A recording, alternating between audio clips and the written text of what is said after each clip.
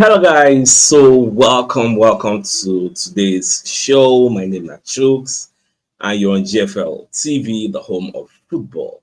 So if today is the first time we see our program for you to bring you the latest Arsenal news update as they drop all over the world. So for now, I'm gonna start with today's show. So Mick Brown will be one of the EPL scouts, one of the former Manchester United scouts, and one other club again will be, I think, sports scouts.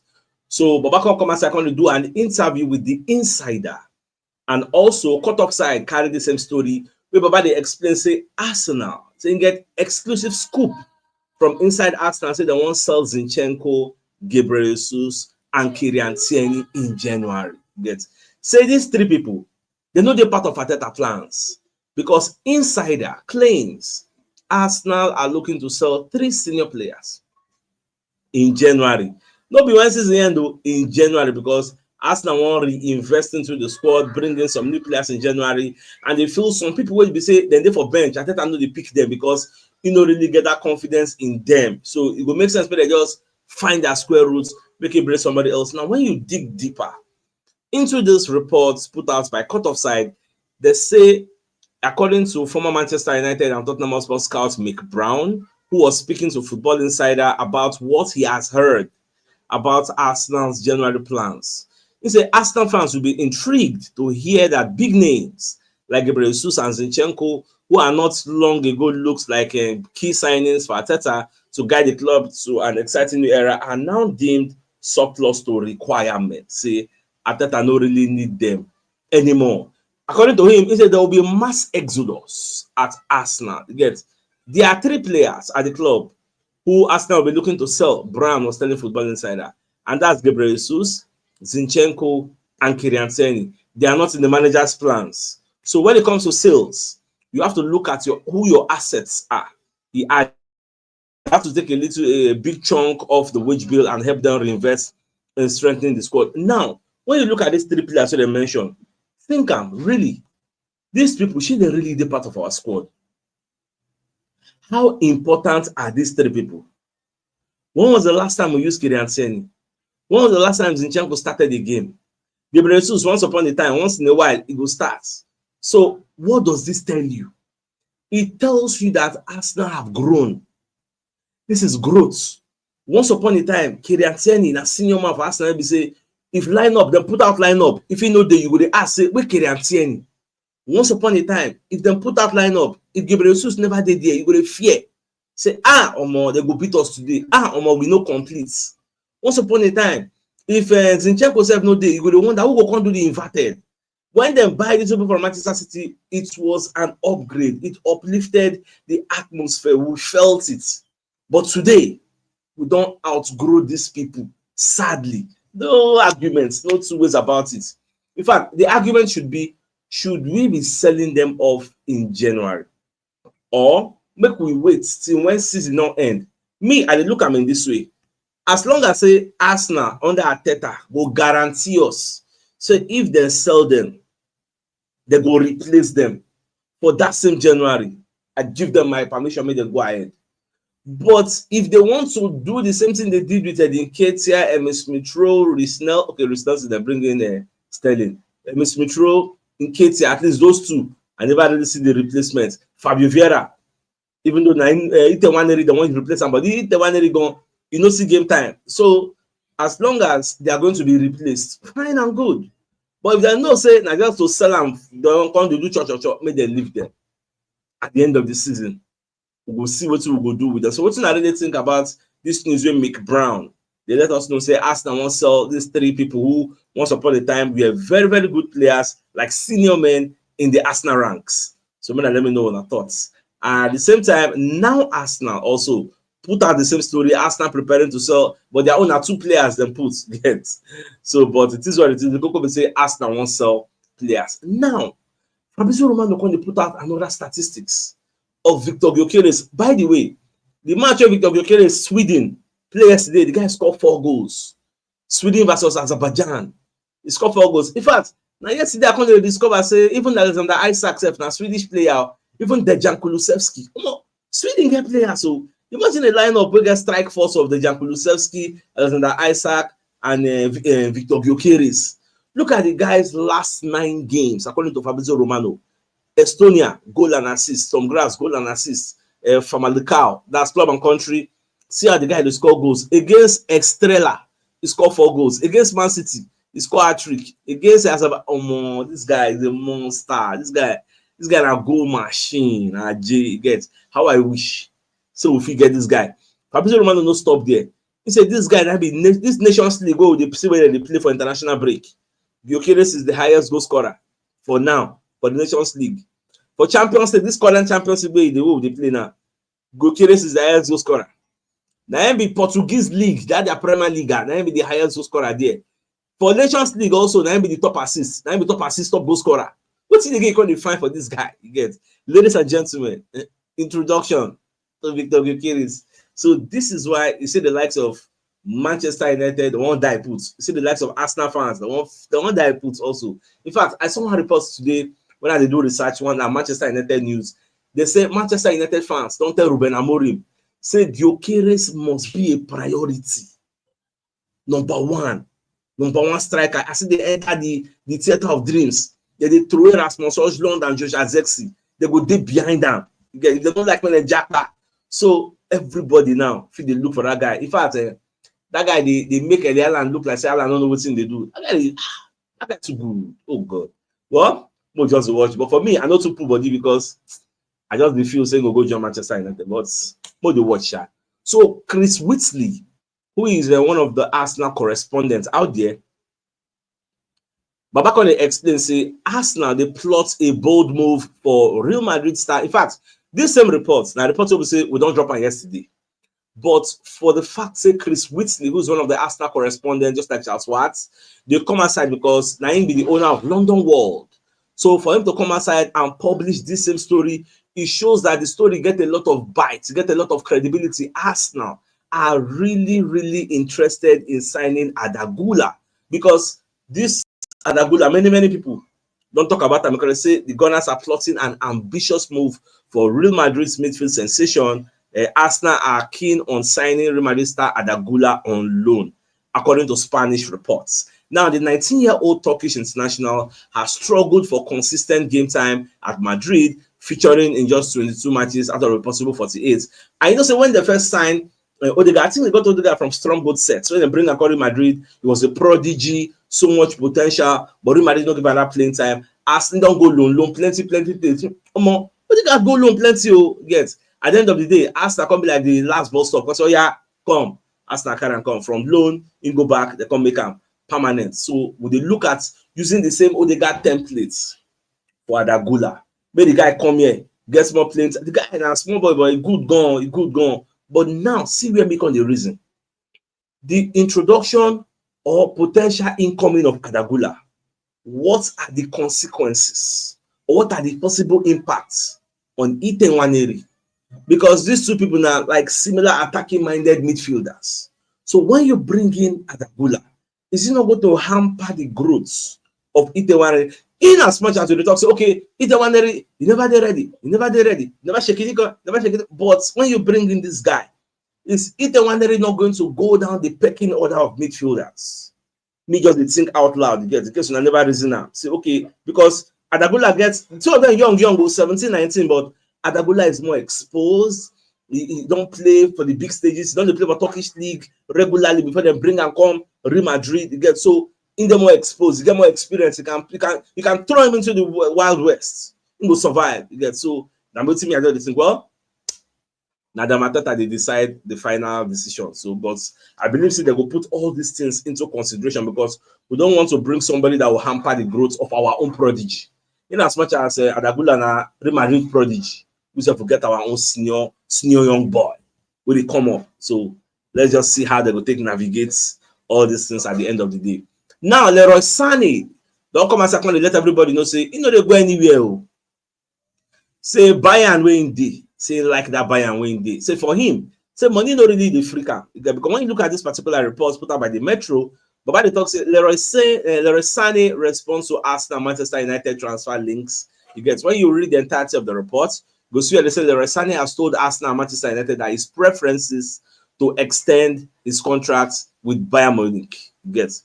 Now, the German international's contract, the current deal with Bayern, is due to expire at the end of the season, meaning that he could leave the club as a free agent. However, both Manchester United and Arsenal have been keeping tabs on the guy, but Sane insists money will not be the driving factor behind his contract renewal at Bayern and says he's happy under Vincent's company.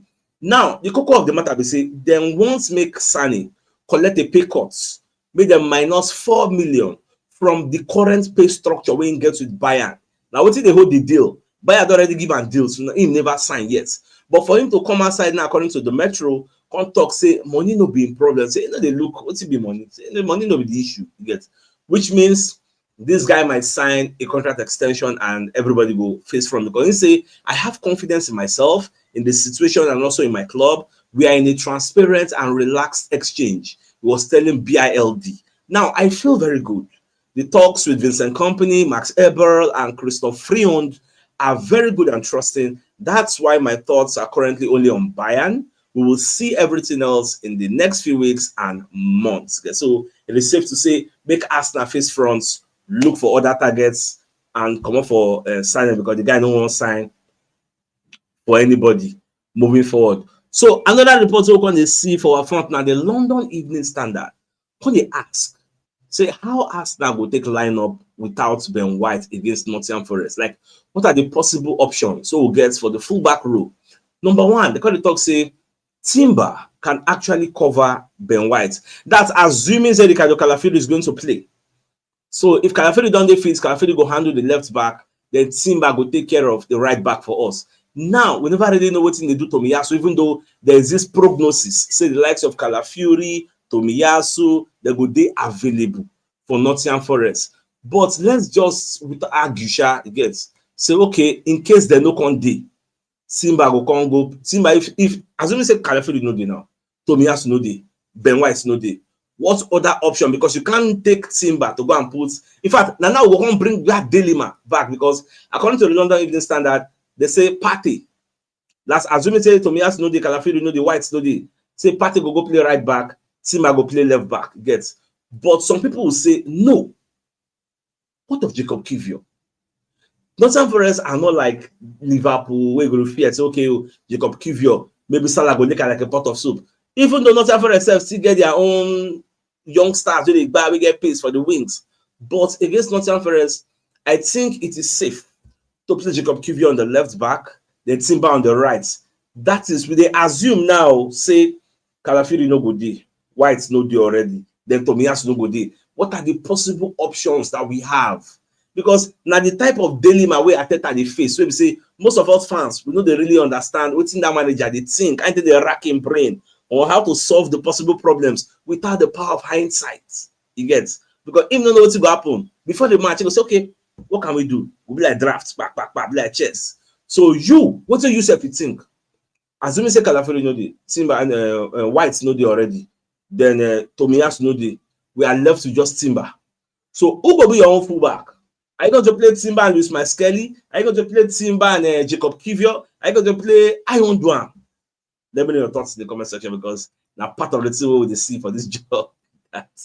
Now, Tottenham hero Teddy Sheringham, documents are going to make in feelings very, very clear on Declan Rice. So, Babadi of the opinion say Declan Rice has shown for Arsenal since completing a then club record move from Premier League rivals West Ham, and he continued to earn his praise. In fact, Baba said Declan Rice is the best English player in the EPL.